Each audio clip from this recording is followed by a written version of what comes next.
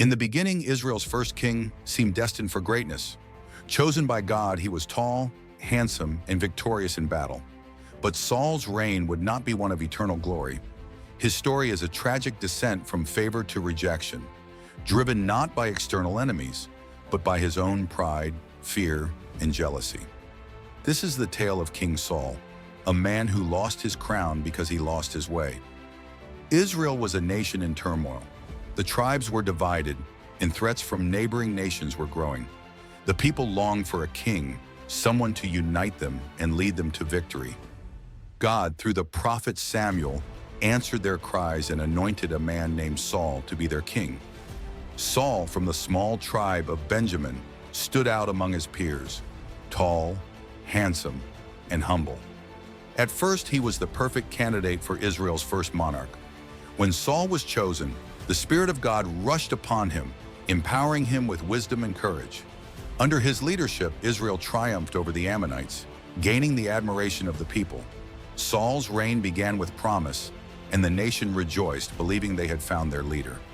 But Saul's story is not one of uninterrupted success. His downfall began with a small act of disobedience. In 1 Samuel 15, God commanded Saul through Samuel to destroy the Amalekites completely: men, women, children, and animals. But Saul, in a moment of misplaced mercy, spared King Agag and the best of the livestock, thinking they could be offered as sacrifices to God. When Samuel confronted him, Saul's excuses were weak. "I saved the best animals for sacrifice to the Lord," he said. But God had not asked for sacrifice. He had asked for obedience. Samuel's response was harsh. To obey is better than sacrifice. Saul's failure to follow God's command set the stage for his eventual rejection. As time passed, Saul's fear and insecurity grew. A young man named David emerged, a shepherd boy chosen by God to succeed Saul. David became a hero when he defeated the giant Goliath, and the people of Israel began to sing of his victories. "Saul has slain his thousands and David his 10,000s," the people sang. This praise enraged Saul, and from that moment, jealousy consumed him. Saul no longer saw David as a servant of God, but as a threat to his throne. His jealousy turned into paranoia, and he attempted to kill David multiple times. Saul's once great leadership became clouded by his obsession with eliminating his rival. Despite the numerous opportunities to kill Saul, David spared him, showing kindness and respect even when Saul sought his life. But the king's hatred for David only intensified. As Saul's mental state deteriorated, so did his connection to God. The Spirit of the Lord departed from him, and an evil spirit tormented him, sending him into fits of rage and despair. He sought counsel from mediums and witches, even consulting the witch of Endor to summon the spirit of the deceased Samuel.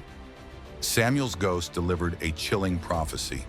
Saul would be defeated in battle, and his kingdom would be handed to another. Saul, broken and desperate, continued his pursuit of David. But David, now with a growing following, refused to harm Saul. David respected Saul as God's anointed, despite Saul's unprovoked hatred.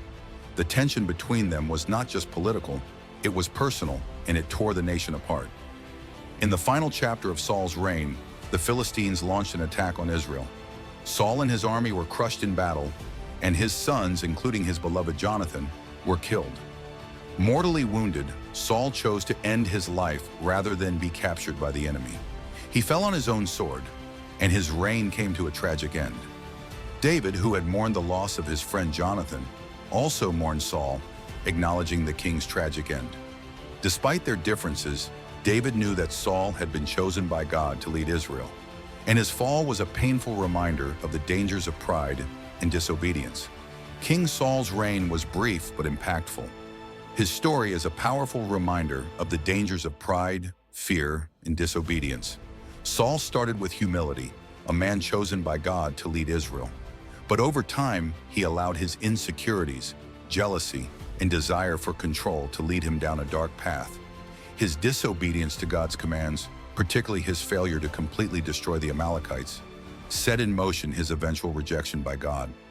Saul's greatest mistake was not his failures on the battlefield, but his inability to humble himself before God. His jealousy of David, a man after God's own heart, led him to reject God's will in favor of his own.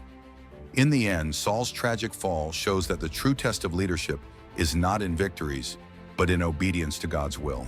The story of King Saul is one of promise and failure, glory and tragedy. From his humble beginnings to his tragic end, Saul's life illustrates the delicate balance between pride and humility.